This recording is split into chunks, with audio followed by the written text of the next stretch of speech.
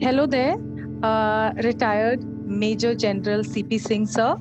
I am Nadia and I'm from Zen Onco and Love Heals Cancer. We guide cancer patients on adopting an integrative oncology treatment approach. We help them find the right balance between medical treatment and complementary treatment approaches. We help patients with our team of oncologists, lab experts, nutritionists, and other healthcare professionals so the outcome for the treatment of the patient is at its best. And we also help in connecting patients with each other, such as cancer warriors and survivors who come together, who bring the community together and inspire each other through this journey. With each inspirational story, we tend to push out there the motivation and determination that cancer can be cured. And today we have a veteran with us. Like, what more is it of fighting the enemy and getting right there?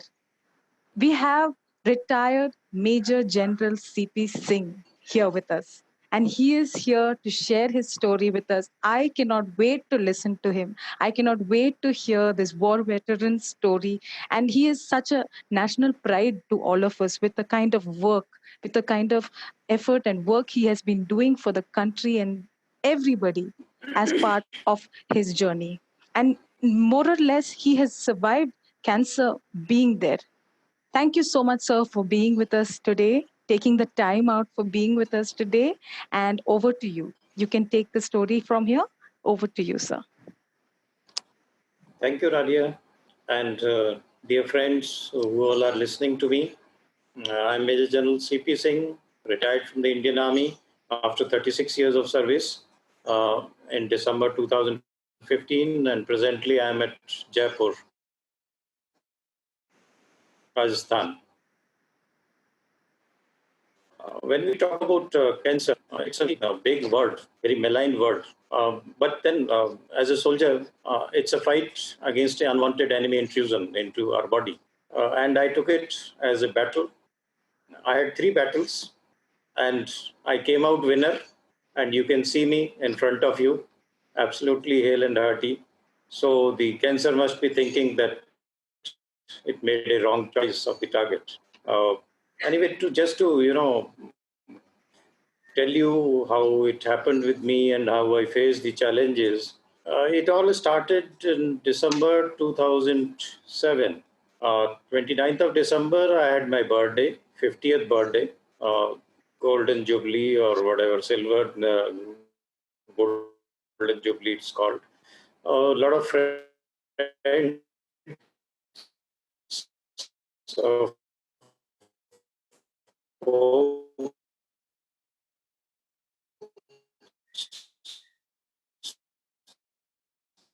joined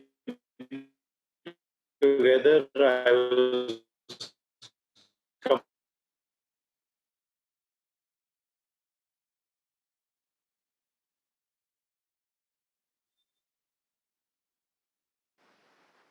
Right, sir. So you were saying on your 50th birthday? Yeah, December 2007, I had my 50th birthday, the golden jubilee of the birthday. The entire family was together, relatives, friends. We had a gala time, nice time, and life was very comfortable. I was commanding a brigade in Delhi and had a beautiful house to live and a very affectionate, caring wife. She was principal of a school. I was doing well in the career. I was especially selected to head the brigade in Delhi. There's only one artillery brigade, so it's the chosen one who comes there. And my son was doing engineering. My daughter was in 9th, 10th class. Life was very comfortable, and Nadia, they say there used to be ad, Onida TV ad, which used to come that time. Uh, Owner's pride and neighbor's envy. So my life was something like Onida TV, owner's pride and neighbor's envy. People would envy my life, and I was so proud of it. Everything perfect, copybook style. But as you say, when everything is going all right, the God puts in a little tadka. He puts in a little challenges in life, so that people don't forget God also exists.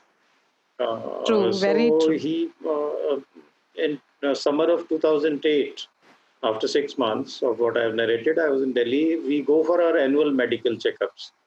So I was going in the month of May for my medical checkup, and I saw a little swelling in my neck.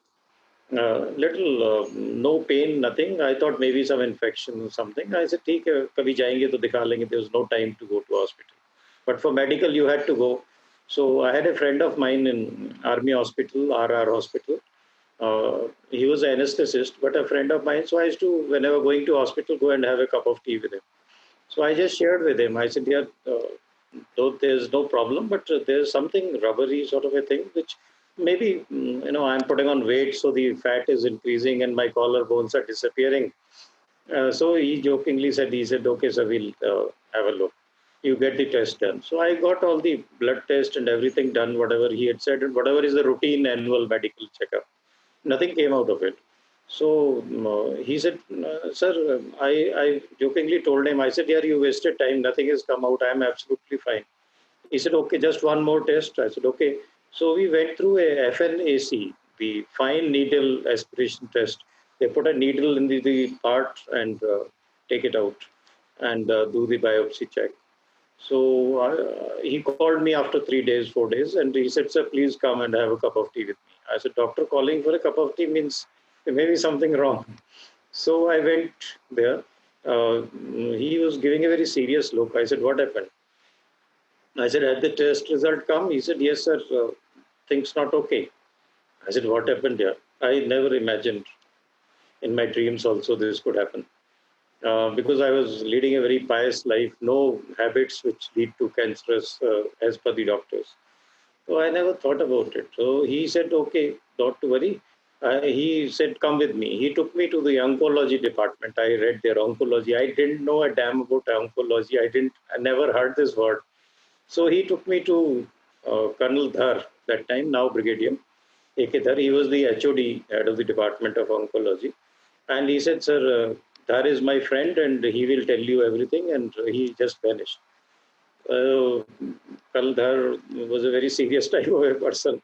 And he said, sir, please sit down. And he started telling me, sir, not to worry. And, it will be all right. It will be cured. You don't have to worry. And, with the seriousness that he was talking to me, I'm a very generally happy-go-lucky person.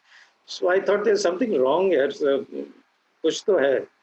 So something very serious with me. So he said, sir, you forget about your office, you forget about your career, you just concentrate on your health and you come to us and you will be cured, it's curable and it's very early stage. And so I listened to him for 10 minutes and I said, uh, Dhar, have I got cancer? Because I had heard about cancer, such a deadly disease. So he laughed. He said, no, sir, you can't say cancer is a very, maligned word. Yes, it is some form of carcinoma and some malignancy is there, but we'll treat it. Now, all these words are very Greek to me. I come from a very village background and, even in service, I had not come across, fortunately, all these words, oncology and carcinoma and malignancies and whatnot. So I could not, and I didn't show my ignorance to him of my English. So I just kept quiet, but I could make out there's something serious. I said it is something, I think cancer only that she's telling me 6 months. You give your next 6 months to us and all that. You go and tell your wife and share with her, and then come tomorrow and digest, sleep over it, and then I'll brief you tomorrow. So I just told him in a filmy style. I said, Brigadier Dhar, ये बताओ मेरे पास कितना time है? In simple words. So he said, sir, why do you say so? When I'm telling you, you will be cured, don't think on those lines. It is some form of lymph node, this thing. It's called non-hodgkin's lymphoma. I said, okay. I came out of the room. He had made it look so simple, but it was ringing in my head. As I sat down on the vehicle and my house was about 10 minutes away, it was hitting me again and again and again. I've got cancer. I've got cancer. I've got cancer. It's a game changer. When the news is given to you for the first time, the whole world around you changes. There were calls coming to me because from the office I had not attended the calls for last 1 hour. So some, sir, this happened, that happened, we have to do this. I was just, listening, but I was not concentrating. I just ignored those calls. But in my mind, it is going on how things will work out here. Uh, कैसे होगा बच्चे छोटे हैं my wife is alone what will happen how much time how bad it will be the end what all adversities could happen so many things were coming in those 15 minutes in my mind and why me yaar what have I done I have so the first question which comes to everybody's mind is why me so I said, yeah, I lead a very pious life. I'm a teetotaler. I'm a non-smoker. I'm a vegetarian. I do my yoga. I do my PT games, physical fitness, and unknowingly, I never harmed anybody. Though I'm not a very big prayer and don't go much to temple and all, but I'm a karma yogi like a soldier. But I wouldn't have harmed anybody for that matter. So why is God punishing me? Why has He selected me? All those thoughts were coming in my mind, Nadia. I reached home. My wife started house things, the mundane course, and children not doing something mischief, and servants something, the household problems, the things to be brought from market, and we have to go and buy this and some sale somewhere, whatever. So I was not listening, probably, absent-minded. I just went through my lunch and we retired to the bedroom. And the ladies have the sixth sense to guess what's going in the husband's mind. So she said, he's not normal. So she came up to me and she says, what's going on in your mind? You are not normal. So I told her, okay, close the door, I'll tell you. So I closed the door and then I uh, disclosed to her that this is what doctor has told me. She's a lady of great steel and grit and determination. She absorbed the news, and I'm sure it must be more devastating for her than to what it was to me. But she did not show any expressions. She kept quiet for 2 minutes, and then she said, "If the doctor says it will be cured, it will be cured. Why should we bother?" Just simple one line. She said, "If the doctor says it will be cured, it will be cured. Don't worry." So, but I could, feel the storm in her heart, in her mind at that point of time, brewing inside, which she didn't want to share with me. So, whole afternoon we kept on, talking about it, discussing. Kisko batana. My mother was very old; she was bedridden. She was with us. If we tell her, she'll be, probably not be able to take the shock. Children, should we tell them, not tell them what to do? How to manage things, how she will go about doing it. It's a life-changing experience. Whole thing changes around you. So evening, then both of us decided that let's take it as a challenge, as a war. Why say why me? We can keep crying. One option is to keep crying. Other is to face it like a soldier. One adversity has come. One challenge has come. Let's win over it. We'll fight it out. So we both embraced each other and we said, okay, here it is. We'll not hereafter cry about it. We will face it. Uh, that's it. We called the two children and we disclosed to them that this is it. But we as a family will fight together and don't let the disease dominate the daily life. You continue with your studies, your work, whatever life is going on. I will also continue and also do my this thing. So next day, me and my wife went to Brigadier Dhar uh, again, and he briefed us how the treatment will be, how the chemo will go on, how much time it will take, what difficulties will come through, and he gave a long lecture to us. At the end of the thing, he said, "Sir, anything you want to ask me, you can ask me any doubts, any queries, anything." So he said, now we'll take a biopsy and it will take 7 days for the biopsy results will come out. And once, depending upon the biopsy results, we will decide on the protocol treatment. And then the treatment will start after about 10 days and it will take about 6 months. So after the entire discourse, I asked him, I said, Brigadier Dhar, we have planned a family holiday to Sikkim with all relatives, children, everybody. So after giving the biopsy, can I go there and I'll come back and take the treatment? So Brigadier Dhar almost fell from his chair. He said, here's a chap here, I'm telling him you got cancer, and rather than crying, he wants to go on a holiday. He said, sir, you're great. Anyway, if you can enjoy the holiday, go ahead and then come back and then we'll take charge. I said, okay. So we went for the holiday with children, family. We did not tell anybody. There was a minor scar of the biopsy, which I used to do the dressing myself or my wife used to do. And we told them this is just a small boil which has happened. And we cut short our visit by 2 days so that we come back in time. And me and my wife, we came back, other family members stayed put. We came and I started, the report had come of biopsy, and I started with the chemotherapy. And that's how the initial break-in of the news took place. And then started the chemotherapy for the 6 months. Should I continue with the chemotherapy? Brigadier Dhar told me, I said, what is chemotherapy? He says, we'll give you some medicines. And first day, he gave me some medicine. He came in the evening and he said, sir, are you okay? I said, yes. He says, bus, this is so simple. The chemotherapy has started. And, it is something like when in the academy, somebody used to tell us to run. He told us, our seniors told me, just put the left foot forward and then put the right one forward and keep repeating it.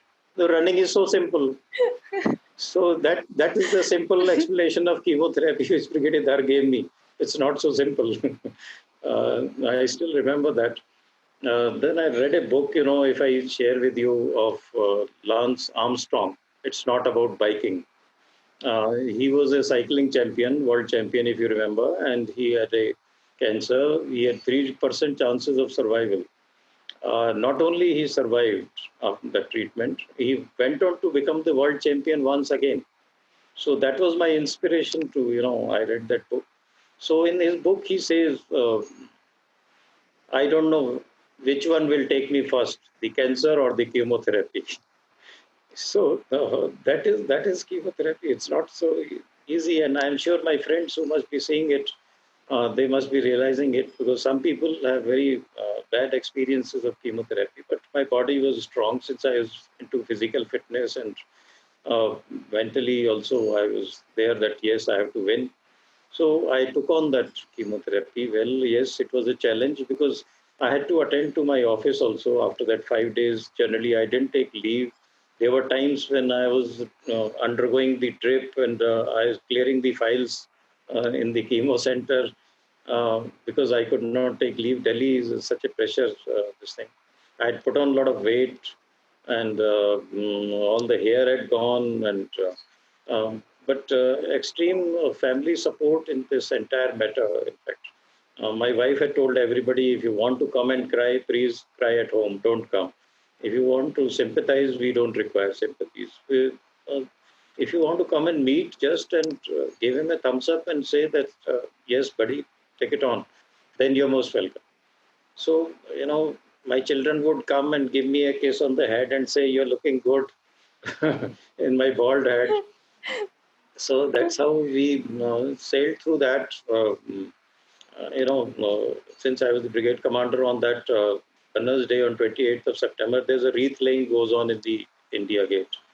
So I was supposed to be doing the parade, and I was not so fit to stand there for half an hour and do the parade.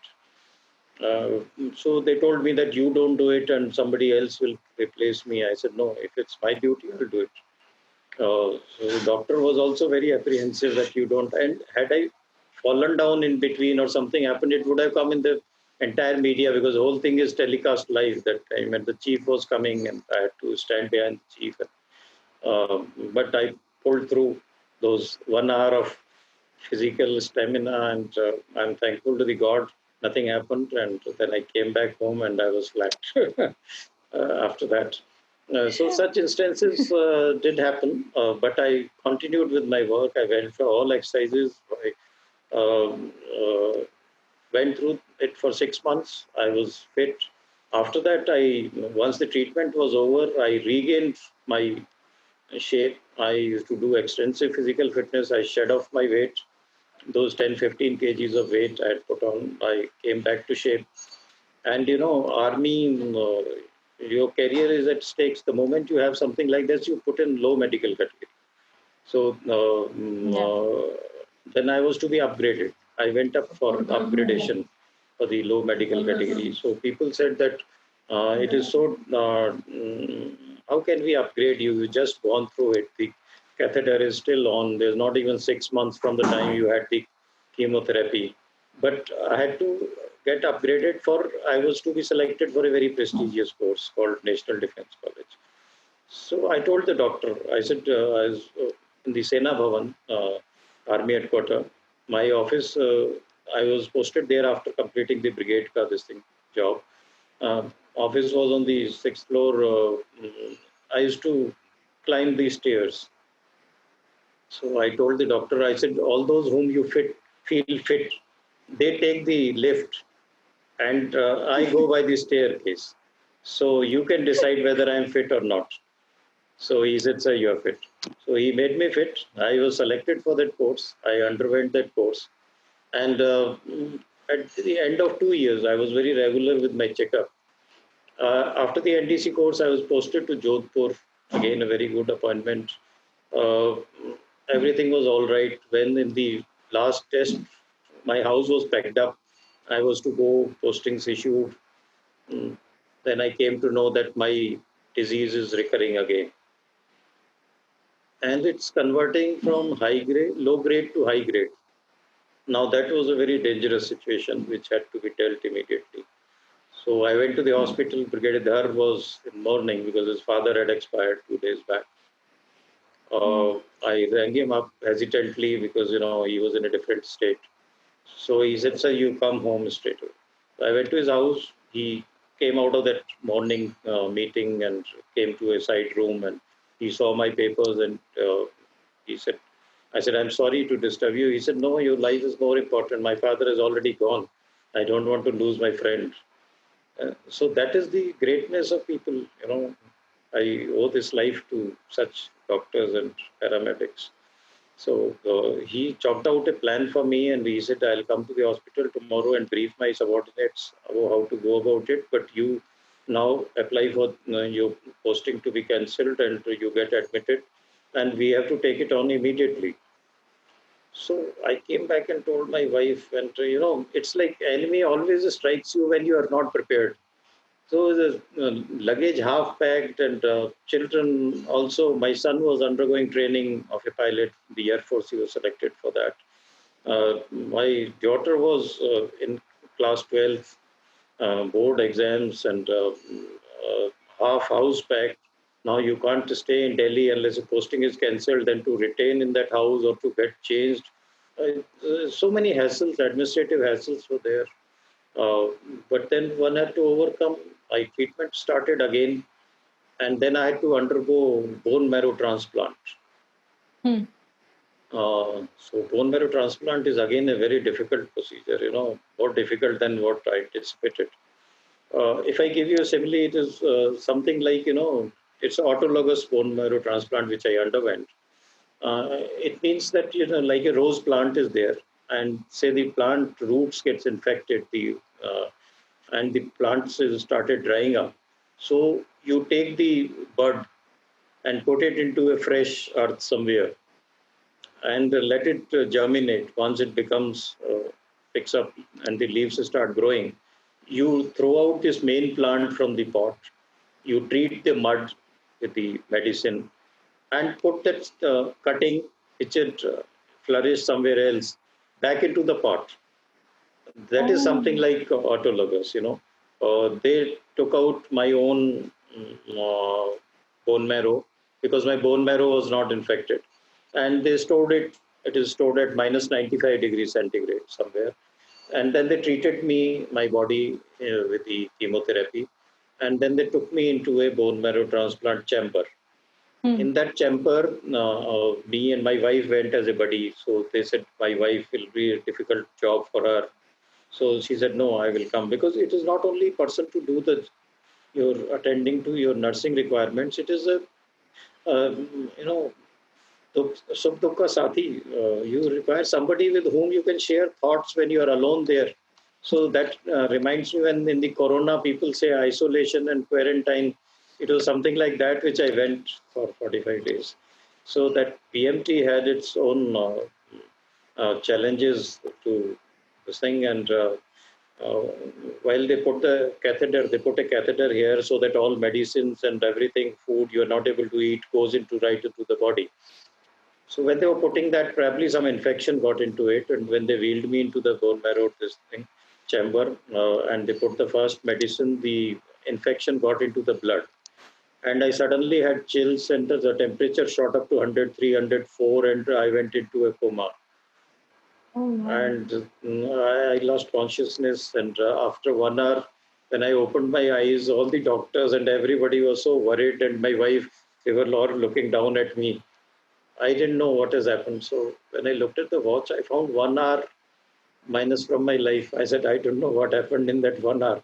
So they said, sir, are you okay? Yes. I said, yes, I'm okay. It appeared to me as if I had gone into a sleep. But then later on, they told me that I had gone into a coma, and it was great that I revived. Anyway, we were there in the bone marrow transplant for that. That infection delayed the recovery, Hmm. and but we used to maintain our physical fitness regime there. We used to do walking within that one room in terms of time, not in terms of kilometers. To say, okay, half an hour of walk and half an hour of yoga, half an hour or 15 minutes of pranayam. We used to do in that room only till the time I almost became dead and I couldn't get up from the bed. We used to do every day. So when people say lockdown mein, yaar, I'm not able to go out, I'm not able to do anything. I would have gone to gym, but kya kare, kuch nahi kar. I said, yaar, you modify your regime into something which suits the circumstances. And we did that anyway. After that, to cut the story short, I came out Hmm. winner again, and after 45 days, I was through. And after 6 months, I got promoted to Major General, uh, Wow. and went into a very prestigious appointment. So twice, I came down from a time that felt as if I will not get cured now, whether I will live for the next day or not. I survived. Not only survived, I fought back to get into shape. I was upgraded medically and got my promotion. Uh, Twice this happened. And third time after 5 years, after that 5 years, I was okay. I was in MIT University. I retired as a Dean of Student Welfare. And that time, a mild occurrence probably was felt that disease may start at a very preliminary stage. So the doctors advised that I should take a dose of chemotherapy. So that time I took a dose of chemotherapy, but I again didn't take leave. I didn't tell anybody. I only told the vice chancellor because I had to take leave for a particular time. And I used to go to Delhi, take the trip, dose for 5 days, come back and attend to my work. So that one, since I was a veteran of two wars earlier, and the third one I could just take it in the stride, and I told cancer, come on, doesn't matter. So that was the third bout, and after that, the cancer has not had dared to come near me.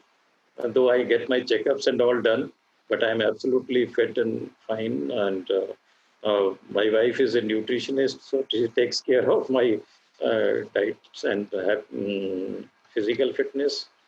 And we are leading a wonderful life. That's it. Thank you.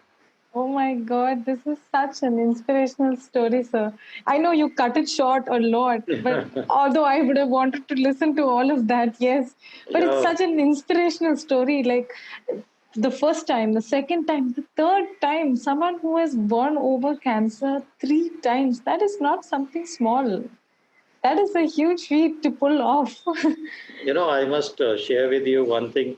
When we were in bone marrow transplant, my daughter was undergoing her 12th exams, uh, Okay. 10 plus 2 exams. Yeah. Uh, and my son had just joined unit. He was newly commissioned into Air Force.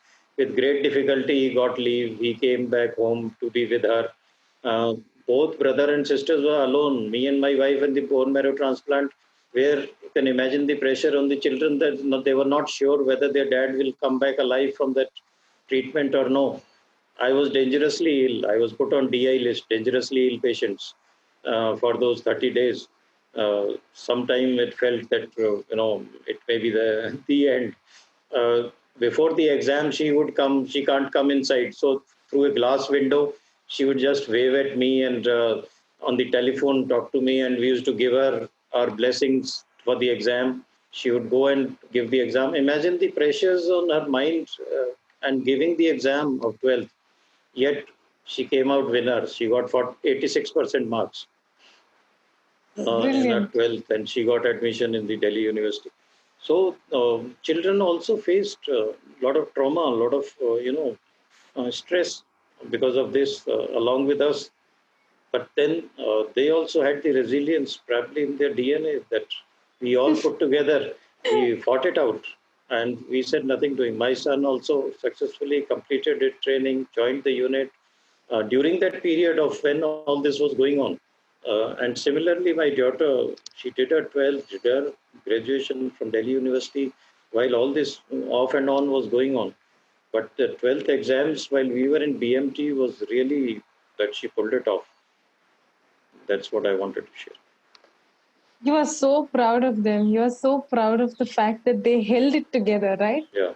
They held it all together. Each one had their own responsibility to hold the family together. Wow. And they really, really did live up to the Absolutely. responsibility. Absolutely.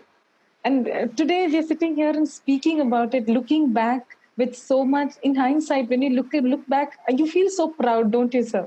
Yes, certainly, Nadia.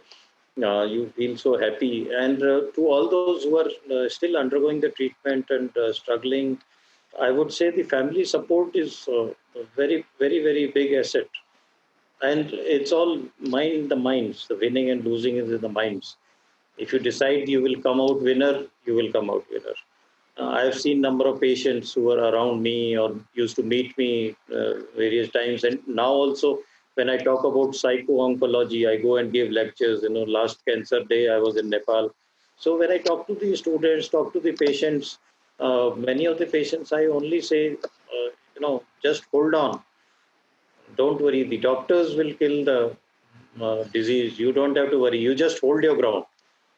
Like in the Fauj, we say, just hold the ground.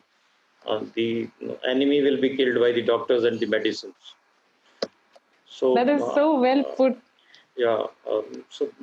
But the patient at times gives up, and when he gives up mentally, the desire to live, that is the time I have seen fatalities happening.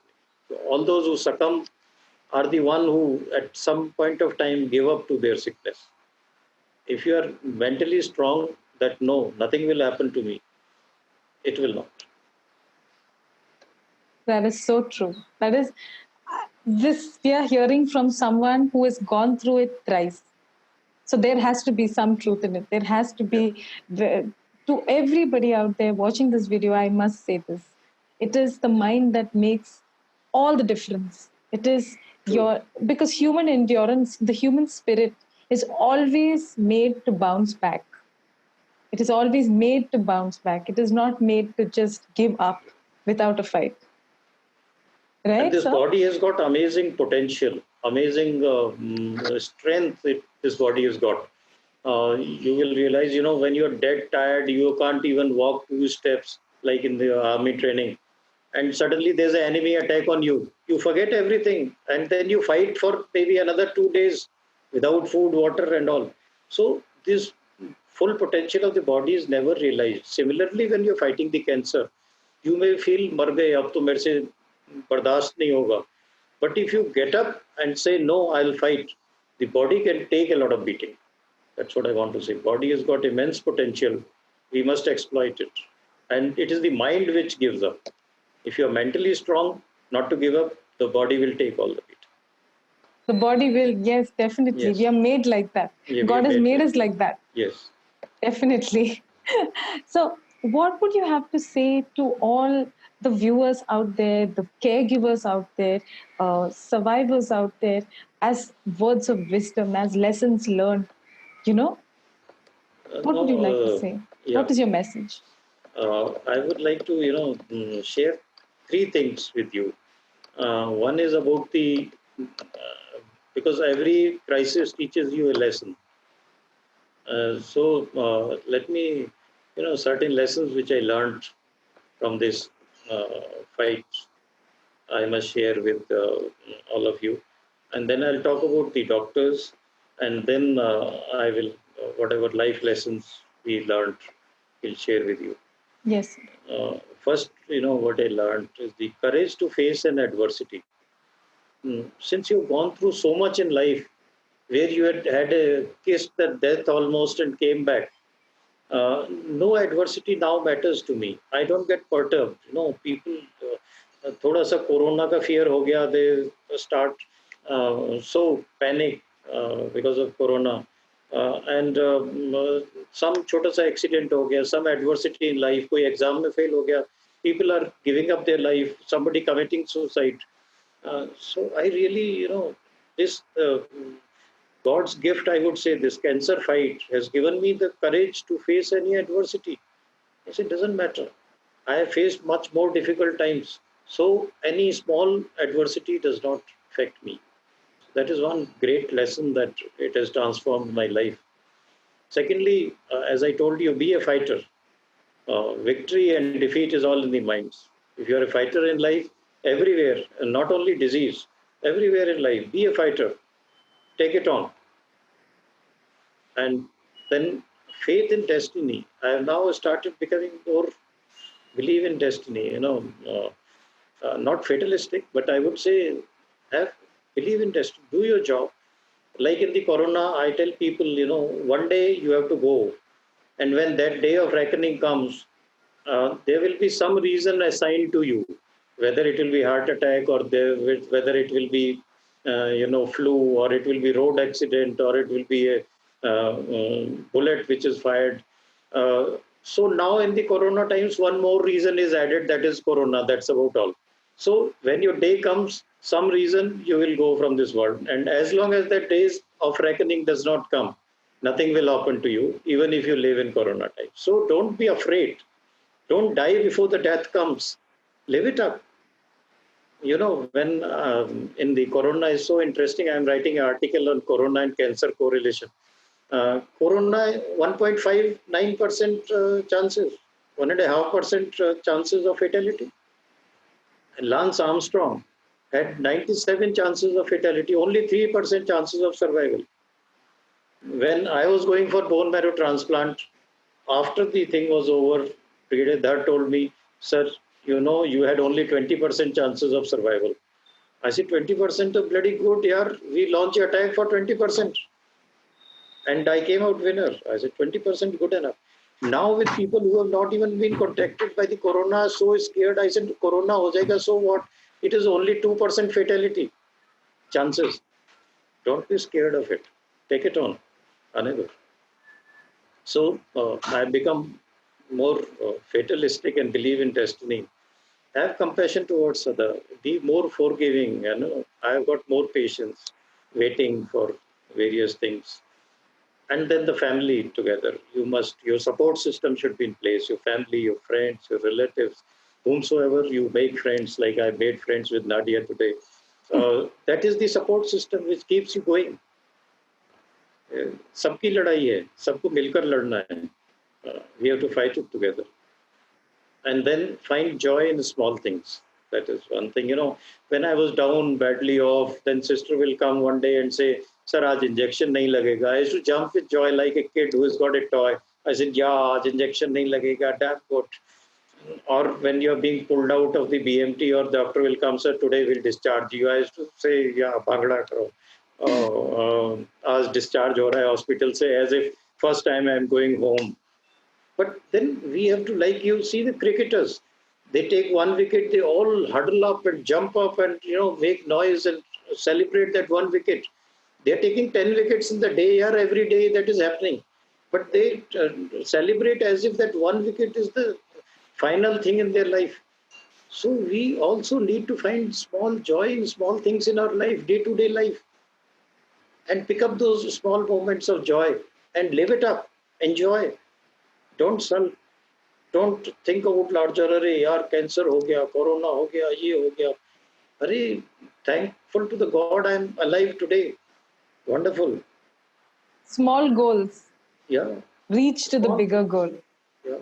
Find happiness. Find happiness in day-to-day happening. You know, I used to discuss with Brigadier Dha, my doctor, and we used to say that at times the chemotherapy is good because once your hair go and when they come back, they're all black and shining. So I don't use any colors at 62 years of age. They're all black.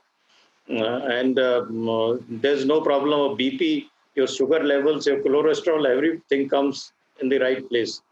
So we used to jokingly सब लोगों को एक chemo करा ही लेना चाहिए so that all your lifestyle problems come into shape. So these are small things that we find in life, and I must also share what life lessons we have learned. Cancer is a great leveler. Hindu मुस्लिम सिख ईसाई सबको बराबर होता है, अमीर गरीब का कोई फर्क नहीं करता, कोई जात पात का भेद नहीं करता. So we should learn from cancer to fight it together. हमको भी आपस में भेदभाव नहीं करना चाहिए. I went to a hospital in Nagpur. There's a National Cancer Institute. I don't know, you must have heard about it. It's a new hospital coming up. Yeah. They have their slogan, the cancer does not differentiate, why should we? So that's a very good thought. And another thing they say, it's sabki ladai. It's everybody's fight. The government should do their part, the society should do their part, the family should do their part, and the person, of course, who is infected will also do his part. So we all should fight together. Amazing, sir. Amazing. The way you're speaking with so much of humility and power at this point, it's just so nice for me to hear. I'm so inspired, I must say. And I wonder, I also, as I told you, when this news was broken to me, I also said, why me? Everybody thinks first reaction is why me? But today when I talk to people, when I talk to the cancer patients and all those who must be listening to me, I said, tell cancer, try me. Why should you say, why me? Say, try me. I'm strong enough. Come on, let's fight. And I'll win. So let God try me. I've got a lot of strength. That should be the motto in life. And also your life should go on normal, be positive. Positivity helps. And now they've done some chemical tests also to find that in such diseases or adversities, it is, if you're positive in mind, it secretes certain hormones and certain chemicals which help in curing the disease. So I read a lot on this. And so the positivity of the mind, man ke haare haare, man ke jeete jeete, everything is the mind. Be positive, and the treatment of your medicines will be enhanced if you're positive. And then don't get stressed. Ho gaya to ho gaya, fight it out. But if you say hi mar gaye, so it will further complicate the thing. It will not have any useful thing to you. There's a small word I can share with you called chemo brains. Yes, the patients who undergo chemotherapy, brain becomes a tad slow because of so much of toxic medicines that goes into it. Actually happens, and you become a little forgetful, or the processing of the mind, which is extremely fast. I'm talking to you, you're grasping it. It to my mind, it takes as if I have heard the thing, it is being processed, and then I react to it. So that split second takes more in the mind. But it helps, when your wife says you are not listening, you can say, I have got chemo brains here. So all the cancer patients use this as a weapon to counter their wife when she says you are not listening to me. Right, sir. Okay, we talk about the people who are presently undergoing treatment. You asked me that. Yes, sir. What could be the, Yes, sir. So I would say keep fit, improve your immunity, and never sit down. Winning and losing is all in the minds. And don't die before the death comes. पहले से लोग हाय आज cancer हो गया तो आज ही खत्म हो गए बस नहीं यार अभी तो बहुत दूर है And the people who call me up and say, sir, I've got 18 chemos done. I'm in this fourth stage, terminal stage. What do I do? Oh, I don't have a heart to tell him what to say. Then I only tell him, keep hope. Miracles do happen. And you may be the chosen one for the God to miracle to happen with you.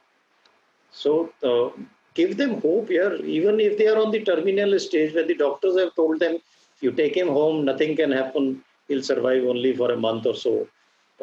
And such people get connected to me. They give me a call. One person called me up from Dubai. He had undergone 18 chemotherapies.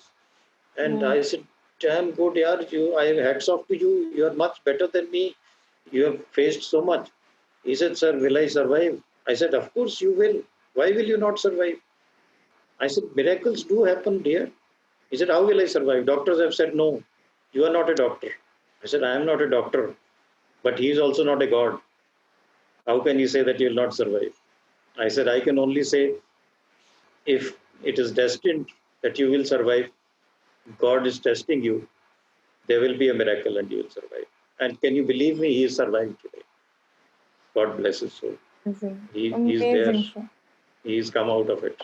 That is when you get that satisfaction, no, sir? Yeah. Amazing, sir. Amazing. So, to conclude, if I say just one line, Please go ahead. The pain is inevitable. Pain, I say, is a non-transferable account. Everybody has to suffer whatever is written in his destiny, in his karma, in his bhagya. You have to,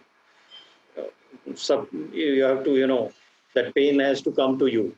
If it was transferable, the rich people would have transferred to their servants and bought people to suffer the pain. But pain is inevitable, whatever is written for you. But don't suffer. The suffering is optional. The pain came to me. I refused to suffer. So suffering is optional. It is in your hands. Though the pain is inevitable, bear it, and you will come out winner. That is such a good line, sir. Thank you so much. I'm so humbled, sir. I'm so inspired and humbled at this moment at your Thank you, lines. Nadia. And coming from someone who's gone through what you've gone through, it's just very inspiring and very motivational, sir. Thank you so much for your time. And you were saying? Any questions you want to ask me, or any of the audiences would have told you to ask? Actually, all my questions are answered. All my questions, one after the other, you went answering everything. So I have literally nothing to ask you. I just have to, keep inspiring us. People like you really inspire us. And we are there. I'll just share the screen where my contact details are there. Yes. I'll request, please send it to all the people, the patients or their family members or the well-wishers or the caretakers. If they want my help, my availability is free. And I travel all over the world inspiring people, talking about psycho-oncology. I'm not a doctor. I'm not God. I'm not an astrologer, but I give them a hope to live. So just share my details with them. I'm sharing on the screen. Yes, sir. Yes. Please put me on the screen sharing. Actually, I can share it with on the recording only, sir. It's okay. Okay, you have got my card. Please share it with them, and I'm available. They can give me a call anytime, or give me a WhatsApp or a message, or I will do my best, whatever I can. Definitely, sir. Definitely, sir. Thank you so much. Thank you so much for being the person that you are, and being this motivational yet so humbled and like with so much energy. There's so much energy and so much gratitude in your way of talking and in your attitude, sir. I am so much in awe of you right now, and I had such a nice time talking to you. It is such a pleasure talking to you, sir. Thank you so much from your very busy schedule to take this time with us and speak your truth and speak your experiences. It really means a lot. From zenonco.io and Love Heals Cancer, I want to thank you, sir. Thank you so much. Your organization and me put together, if we can save even one life, we'll would have achieved our aim, and we'll be thankful to the God. Yes, that's the aim. That is the aim. That is the goal. Have a good evening. I am available with you. Yes, with your yes, yes. Zenco Zen whenever Onco, you sir. want. Yes, sir. Thank you very much. Thank you, sir. Thank you.